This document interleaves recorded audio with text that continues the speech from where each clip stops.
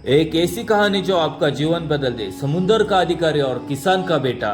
एक छोटा सा गांव, मिट्टी की खुशबू, टूटी हुई झोपड़ियां और खेती में जुड़े हुए गांव के लोग। इस गांव में रहता था राघव, गरीब किसान का बेटा। पिता सुबह रोज सूरज उगने से पहले हल लेकर खेतों में चला जाता और रात तक मिट्टी में पसीना बहाता। उसकी माँ राघव से कहती, इस महीने का कर्ज कैसे चुकाएंगे हम। पर राघव की आंखों में खेत से बड़ा एक सपना था।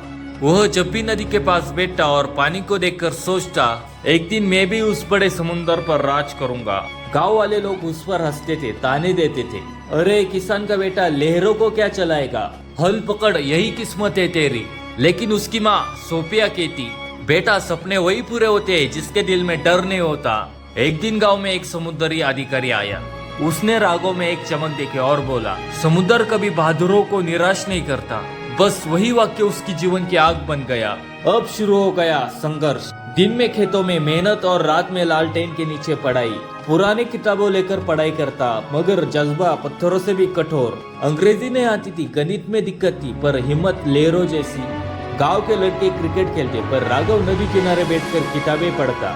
फॉर्म भरने के पैसे नहीं थे, माँ ने अपने पुराने सोने की चूड़ियां बेच दी। आंखों में उसके आंसू थे, पर चेहरे पर उसकी एक मासूमित मुस्कान थी। उसकी माँ बोली, जा बेटा, तेरा इंतजार तेरी मंजिल कर रही है। राघव परीक्षा देने गया। गांव के लोग बोले, तू फेल होकर आएगा। लेकिन चमत्कार हो गया, राघव का नाम मेरिट लिस्ट में आ गया। पर असली समस्या अब आई। ट्रेनिंग स्कूल में 4 लाख रुपए की जरूरत थी। किसान पिता ने अपने खेत गिरवी रखे। राघव रो पड़ा, पिताजी इतना बड़ा बलिदान। पिता ने उसके कंधे पर हाथ रखा, हमने खेतों में जिंदगी लगा दी, अब तू अपने सपनों को खेत बना।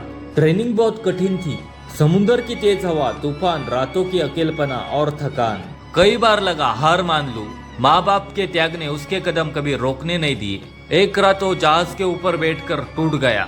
आंखों से आंसू बहते हुए बोले, हे ईश्वर, मैं इस काबिल हूँ। अचानक एक हवा का झोंका आया। समुद्र की लहरें हवा से टकराई और उसे एक बुजुर्ग अधिकारी का वाक्य याद आया, समुद्र बहादुरों की परीक्षा लेता है, हारने वालों की नहीं। उस दिन के बाद राघव कभी टूटा नहीं।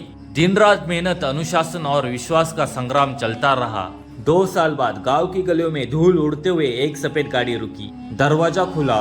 राघव चमकदार सफेद वर्दी पहनकर, कंधे पर स्टारों का निशान, टोपी और सम्मान से भरा चेहरा, राघव वापस आया था। गांव वाले कभी उसका मजाक उड़ाते थे, अब उसके आगे सिर झुकाए खड़े थे। वह अपने घर के अंदर गया और पिता को गले लगाया और बोला, पिताजी, हे लो पैसे और खेत वापस ले लो, मैंने समुद्र जीत लिया।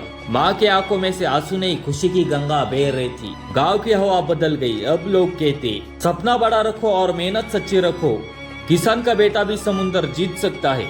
अंत में राघव ने गांव के बच्चों से कहा, जिंदगी वो नहीं जो तुम्हें मिलती है, जिंदगी वो है जो तुम अपने दम पर बनाते हो। मिट्टी में पैदा हुआ हूँ, पर मंजिल आसमान हो सकती है।